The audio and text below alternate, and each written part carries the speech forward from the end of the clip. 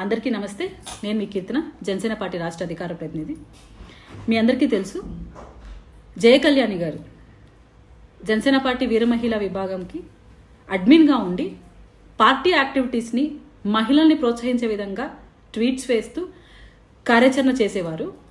ముఖ్యంగా నేను ఎందుకు ఈమె గురించి ఈరోజు మాట్లాడాల్సి వచ్చిందంటే, నేను ఒక ప్రెస్ మీట్ పెట్టి పవన్ కళ్యాణ్ గారి భావజాలాలు, ఆయన సిద్ధాంతాలకు అనుగుణంగా ఆయన పనిచేయకపోవడం వల్ల ఆయన్ని వ్యతిరేకిస్తూ నేను రాజీనామా చేస్తున్నాను అని ఆమె ఒక ప్రెస్ నోట్ రిలీజ్ చేశారు. మేడం, నాకు వ్యక్తిగతంగా మీతో అయితే ఎలాంటి ద్వేషాలు లేవు, కానీ ఒక పార్టీ రిప్రజెంటేటివ్గా, ఒక మహిళగా, కాపు బిడ్డగా మీరు కాపు మహిళలకి ఒక మెసేజ్ ఇచ్చారు కాబట్టి మీ ఫాదర్ గారు, మీరు నా సూటి ప్రశ్నలు కొన్ని మీకున్నాయి. ఒక మంచి పొజిషన్లో పవన్ కళ్యాణ్ గారు మిమ్మల్ని పెట్టారు. ఆ విషయం మీరు ఫస్ట్ యాక్సెప్ట్ చేయాలి. మీరు కూడా పవన్ కళ్యాణ్ గారి భావజాలాలకు అనుగుణంగానే వచ్చారు, కానీ మిమ్మల్ని బలవంతం పెట్టి జనసేన పార్టీలో చేరమని చెప్పలేదు. ఎందుకంటే మీరు వేసిన పోస్టులన్నీ మేము చూసాం కాబట్టి మాట్లాడుతున్నాను. అలాంటి మీరు అంత చక్కటి బాధ్యతలో మిమ్మల్ని పెట్టినందుకు మీరు ఎంతమంది మహిళల్ని ప్రోత్సహించారు, ఎంతమంది మహిళల్ని పార్టీలో చేర్చారు, ఒక వీర మహిళా విభాగాన్ని అభివృద్ధి చేయడం కోసం ఏ విధంగా పాటుపడ్డారు. నేను కాదు, పార్టీలో చాలా మంది మహిళలకు తెలుసు.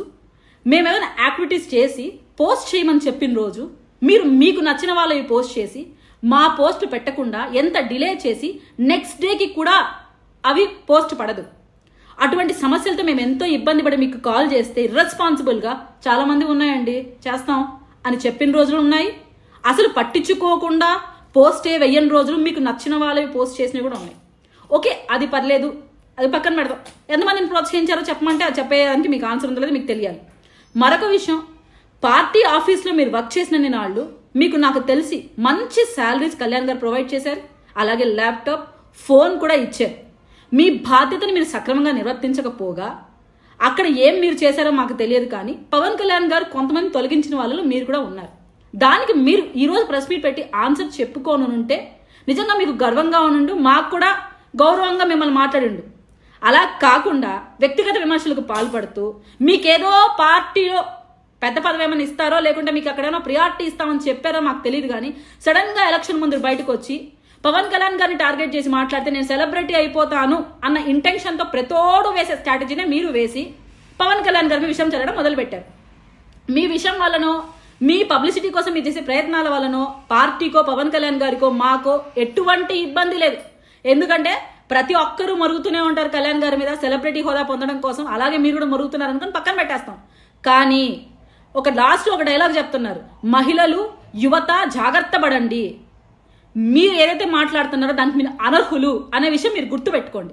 జనసేన పార్టీ సిద్ధాంతాల కోసం పనిచేసిన వ్యక్తులు ఎవరైనా పవన్ కళ్యాణ్ గారి అడుగుజాడలో నడుస్తారు తప్ప వ్యక్తిగత స్వార్థం కోసం, మీ పర్సనల్గా లాభాలు పొందడం కోసం, పార్టీని వాదుకొని ఎదగడం కోసం మీలా ఉండే వాళ్లే పవన్ కళ్యాణ్ గారిని వ్యతిరేకిస్తారు. ఎందుకంటే శాలరీ తీసుకుని బాధ్యతగా నీ పని చెయ్యమ్మా అంటే చేయకుండా ఈరోజు మీ వ్యక్తిగత ప్రయోజనాల కోసం నాకు తెలిసి 4 రోజుల్లో కండువా మార్చుకుంటారేమో మీరు. ఎందుకంటే గతంలో మీ గురించి మీ దగ్గర పనిచేసిన మీలాగే పనిచేసిన ఒక వ్యక్తి కూడా అలాగే ప్రెస్ మీట్లు పెట్టాడు, తర్వాత పోయి ఇంకొక కండువా వేసుకున్నాడు. అంటే ఆ అసలు రంగు ముందు కండువా వేసేసుకొని వచ్చి మాట్లాడితే బాగుంటుంది కదా. మళ్ళీ ఎలా కండువా వేసుకుని బురద పూసి పవన్ కళ్యాణ్ గారికి ఆ పార్టీకి వెళ్ళేది నీచ స్థాయిలో ఉంటుంది. నేను ఒకటే చెప్తున్నా, వ్యక్తిగత స్వార్థం కోసం వెళ్ళాలనుకుంటే వెళ్ళిపోండి, కానీ పవన్ కళ్యాణ్ గారిని కానీ పార్టీని కానీ డిగ్రేడ్ చేసి మాట్లాడతామంటే దయచేసి వీర మహిళా విభాగం నుంచి కావచ్చు, మహిళలు కావచ్చు, ఎవరు హర్షించరు. దయచేసి జనసేన పార్టీ నుంచి ఒకటే తెలియజేస్తున్నాము, మీ హుందాతనంగా మీ రాజకీయాలు మీరు చేసుకుంటూ మీ బ్రతికేదో మీరు బ్రతుక్కుంటే ఎవరు మిమ్మల్ని ఒక మాట అనరు. కానీ పవన్ కళ్యాణ్ గారిని వ్యక్తిగతంగా విమర్శించడం కోసం, మీరేదో హైప్ తెచ్చుకోవడం కోసం ఇలాంటి చీప్ ట్రిక్స్ ఫాలో అయితే గట్టి గుణపాఠం అయితే రాబో రోజుల్లో జనసేన పార్టీ వీర మహిళా విభాగం నుంచి మేము తీసుకోవాల్సి వస్తుంది. ఇది మీకు ఒక హెచ్చరికగా జనసేన పార్టీ అధికార ప్రతినిధిగా నేను చేస్తున్నాను.